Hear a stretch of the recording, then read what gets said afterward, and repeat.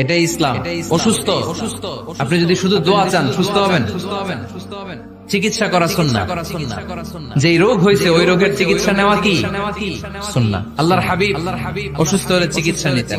হাতে একবার বিচ্ছু কামড় দিল আল্লাহর হাবিবের আঙ্গুলে, তিনি রেগে গেলেন, ব্যথা পেলেন, আর বিচ্ছুরে বললেন, আরে বিচ্ছু মানুষও চিনোস না, নবীও চিনোস না, কোথায় কামড় দিতে হবে এটাও জানোস না, কিন্তু কামড় যখন দিয়ে ফেলতে বেশি ব্যথা পাচ্ছে।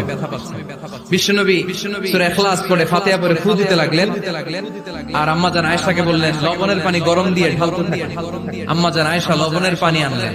লবণের গরম পানির ভেতরে সোডিয়াম ক্লোরাইড আছে, ন্যাচারাল পেইন কিলার, ব্যথা নাশ করে। আম্মা জান আয়েশা গড়গড় করে লবণের পানি ঢালতে লাগলেন, আল্লাহর হাবিব কোরআন পড়ে ফু দিতে লাগলেন। পানি ঢালা শেষ, গড়গড় করে লবণের পানি ঢালা শেষ, বিশ্বনবীর দোয়া পড়া শেষ, এর মধ্যে আঙ্গুলের ব্যথাও শেষ। কারণ দুইটার সমন্বয় হয়েছে, দোয়াও আছে, দাওয়াও আছে।